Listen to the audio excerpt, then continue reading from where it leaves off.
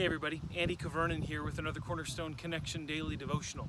Got a question for you as we begin our time today, and the question is this: how do you stay ineffective at whatever you're doing? How do you stay ineffective? Now you're dying to know the answer, right? Because who doesn't want to stay ineffective in the stuff that they're putting their mind, their heart, their hands to? Well, I'm being facetious, of course, but one surefire way to stay ineffective in whatever you're doing is this. It's to retain control, to keep a tight grip on whatever you're doing, to not let anybody else in. And there's this beautiful illustration in the Old Testament that kind of demonstrates this for us that I want to bring you today on today's Cornerstone Connection. And it's found in the book of Exodus. And Moses is leading the people of Israel. He's the first prophet of Israel, if you will, after the patriarchs, after their time in Egypt. And he's leading them out of Egypt and into the promised land. And there are hundreds of thousands of Israelites under his purview. It's a big job, and Moses has a lot to do, and he starts to fall into this pattern where the people of Israel start coming to Moses with their issues. And of course, people groups, communities have issues that need to be dealt with, and they need somebody to weigh in, and Moses seemed to be like the right guy, right? So the people come, they have these disputes, these issues, they come to Moses over and over, but pretty soon what happens is the demand amongst the people is greater than Moses' capacity. He doesn't have it. Well, praise God, Moses' father-in-law, a wise old man named Jethro, comes to town, if you will. He comes out to greet the Israelites, to greet Moses. And he realizes, Moses, you're doing way too much. You're way too involved. You've retained way too much control here.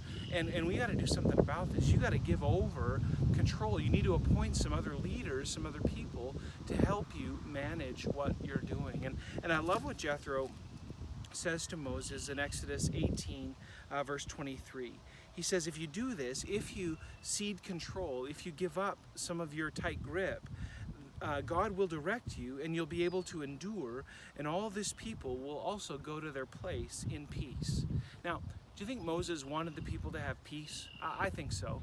I think it's very clear Moses had a passion for the people of Israel. He wanted them to experience God's best. But for a while in his ministry, in his leadership, Moses thought the way to do that was to do everything himself, to take it all on himself. But what Jethro realized, and I think what God sent to Moses through Jethro, was this message: Moses, you're not designed to do it all yourself. You need to give up some control. And so, friends, some of you today are listening to me, and you're leaders in a business organization. You have responsibilities at work. Some of you have responsibilities in your family and at home. Maybe you're thinking in terms of your church involvement and the team that you're on, or whatever you do. And the tendency sometimes is to say, you know what, I'm just going to do this myself because it's easier, because I can control what's going on. But friend, that's a great way to stay really ineffective. That's a great way to keep things small and to bless very few people. But if you want to be available to your family, even, you want to be available to your church, you want to be available to your job, your business, wherever you are, ultimately you're going to have to give up control. And that's not only wise from a human perspective, it's wise biblically.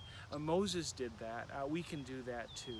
Maybe today, friends, rather than remaining ineffective, we might trust first God with what we have and what he's entrusted to us, and then entrust others with whom we are co-laboring, those whom God brings us in order to work with. So God bless you, friends. Let's not remain ineffective. Let's give up control, and let's watch God work today.